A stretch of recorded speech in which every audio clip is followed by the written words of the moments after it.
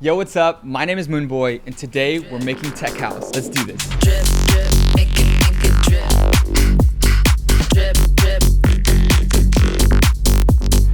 Welcome to my How to Produce series. In today's episode, I'm going to show you how to design a really sick tech house bass line. So what is the tech house bass line? This is going to be the sound that rattles the speakers in the club. It's what gets the crowd dancing. So producers really spend a lot of time crafting the perfect sound that's going to get the crowd's attention. And there's so many types of sounds, so many different kind of personalities. Number one, we have the groove. It sets the rhythm of the whole song and typically sits underneath either like a catchy vocal or a really crazy sound. Like this next one I'm going to show you. Personally, I love this one. I'm using this in one of my newest songs I'm working on. You would throw this on top of the groove and both of them together just sound so sick. But in tech house, they like to get very creative as well. One of the newest sounds I've been hearing is like this robotic-y stutter rhythmic sound. And what's also awesome in tech house is they like to throw on like other types of sounds from other genres like dubstep and bass house. And they'll typically throw this on top of the groove and just let the groove continue on. And it's honestly just such a vibe. So when it comes to making a bass line, there's two key steps we need to break it down to. Number one is going to be the sound design. Number two is going to be the MIDI pattern, how you play the sound. So let's open up Serum, go over to the plugins, and then we can type in Serum in the search bar. Here's how to make a house bass line that slaps in 3 steps. So the 3 steps are gonna be 1, the wavetable, which is the character of the sound. This is a saw wave. We can drag the wavetable position. Those are all the different characters that you can use for your sound. The saw wave is more fuzzy, square is more powerful, and sine and triangle are more soft. I'm gonna stick with the saw wave. The next key step is the filter. So the filter will let only a certain amount of frequencies come through. You can filter out the highs for a more deeper sound. Or you can filter out the lows for a more higher range sound with no bass. I'm gonna go back to the low pass. I love low passes. I like deeper sounds. And you can mess with the resonance for a more resonant-y sound. The next step is going to be number 3, to automate. This is where it gets super fun. So basically, you can make the bass alive by automating it. So for example, I'm going to turn the filter back on, click and hold F01 and drag it into cutoff. And so now it'll make it move. Let's bring the cutoff down. Now we got like a wub, which is really cool. And if we hover over to the little tiny circle right here, when we click and hold, we can adjust how much the LFO is automating that specific parameter.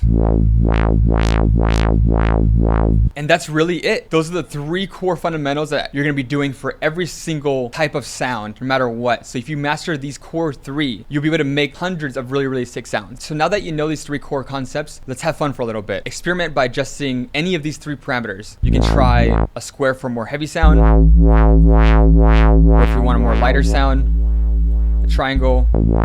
You can make the filter more open or brighter. And my favorite, adjusting the automation, you can make it more stabby or faster by adjusting these parameters right here. You can drag this right here. And now we can make like a house, offbeat house stab.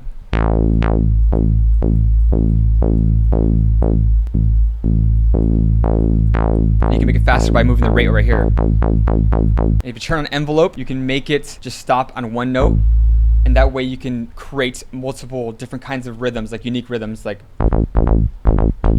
Now you know one of the most important sound design fundamentals. By the way, guys, if you're looking for some new sounds and you want to kind of skip ahead, I've put a ton of my newest unreleased Serum presets and Vital presets in the Project X beta. Inside the Project X beta, you'll find my house drum kit, trap drum kit, incredible synths and basses, vocals, and so much more. Literally everything you need to be able to make music like this. Keep in mind though, this is literally only 1% of what's going to be included in my full Project X production suite. There's going to be a limited amount of licenses for Project X, by the way, so if you really want a good chance to get it, I highly suggest you join the waitlist. Joining will give you access 1 hour before the whole public. You can find the link in the description below. Okay, now let's add some finishing touches and let's turn this into a real house bass. First thing, I'm gonna add some release. Envelope 1 controls the volume of the whole sound. So if I add some release, if I just play a note, it'll release the note and keep it going, which is pretty cool. I'm gonna bring up the volume real quick. And then I'm gonna put mono, just so multiple bass notes aren't clashing with each other. It'll just get muddy. And then I'm gonna put the sustain down so the volume decays a little bit. I'm gonna adjust the decay as well to be more tight. And then let's go up to the top left, add some sub so there's more bass. Wow, that sounds already so much nicer.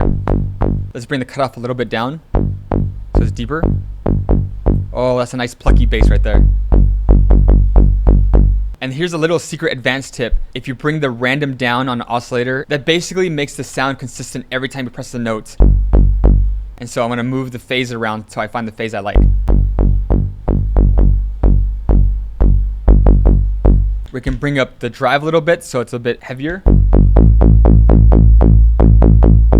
That's pretty cool. Okay, now using the bass we just made, we're gonna make our MIDI pattern, our bass pattern. If you're continuing from the first video of this masterclass, time to open up that project file. We're gonna be making our bass pattern on top of the drums that you made.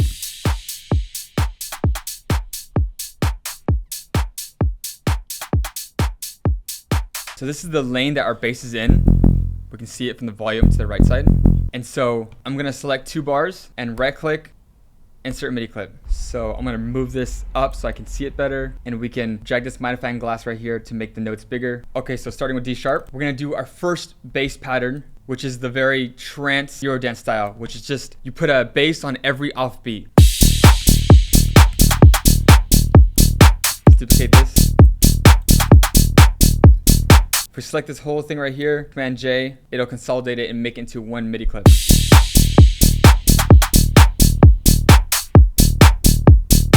Cool. And so you can play around with this and find the note that really resonates with you too. So if you select all,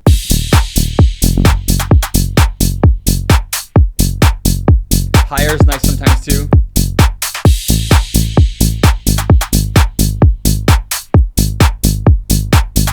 But I want to go low. You can spice up this pattern by doubling some of the notes.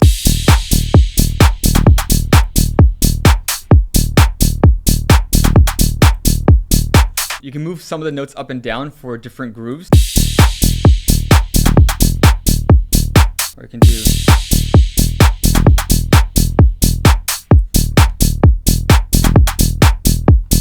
some other secret sauces. You can add octave variations. For example, this note. Maybe you can even bring one note over here like this. Nice. Duplicate. That's already sick. Here are some other bass variations that you can choose from.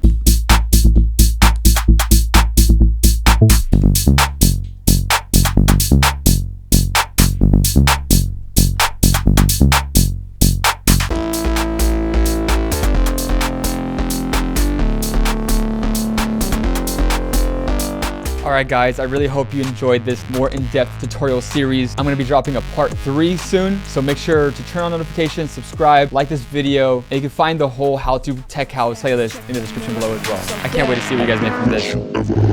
I'm on 1, bring me 2, you know what I wanna do. 3 AM and we on go, check your phone, I'm your hoe. Came to party, spend some bags, looking fresh, popping tags.